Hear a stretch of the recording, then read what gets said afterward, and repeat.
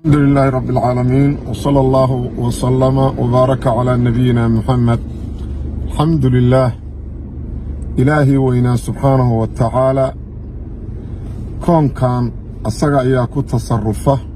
معمولينا ما أنت الثلاثاء ومالك أقودن بيدي سنة كون أفر بغول فرطني أفر هجرية وهي كصوب بالله بطوط ردي سوء nabigeena suuban sallallahu alayhi wasallam markuu ka soo hijrooday magaalada Makka al-Mukarrama oo u soo hijrooday magaalada Madiina waqtigaas nabigu joogay sallallahu alayhi wasallam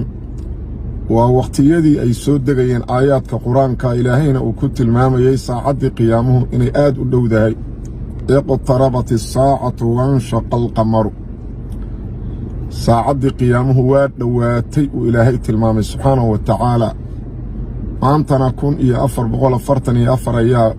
dhammaatay bacda alhijra maxaad u malaynaydaa marka inta baaqiga rabbiga weynaa gara kara laakiin waqti aad u dhowaaday weeye waxaa muhiima marka qofka muuminka ah inuu ogaado waxa uu ilaahay siiyo nicamkaahi faraha badan waxa ugu qiimaha badan waxay ka mid tahay waqtigu waa saacado kooban oo soconaya haddaad hurdaydo iyo haddaad socoto midna ku sugi mayo saacad ordayda weeye haddaad soconaydo haddaad hurdaydo haddaad shaqaynaydo haddaad sheekaynaydo iyo haddaad rabbi caasinaydaba waa soconayda gambaleelku markuu yeedhana 1 daqiiqad lagugu darimaa waa kaa dhammaatay sidaas daraaddeed inay tahay waxa ugu qiimaha badan marka qofka gambaleelku ku yeedho ee uu arko sax waqtigiioo dhammaaday wax kaleeta ma codsanayo wuxuu codsadaa in daqiiqada loogu daro mana dhacaydo ilaahi weynaa subxaanahu wa tacaala wuxuu leeyahay xataa idaa jaa'a axadahum almowt qaala rabbi irjicuun lacallii axmalu saalixan fiimaa taraktu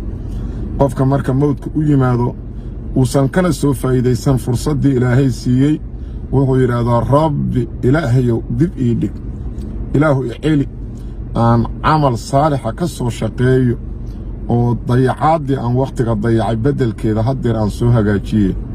laakiin taas wax dhacaya mahan kallaa innaha kelimatun ilaahay ku leeyahy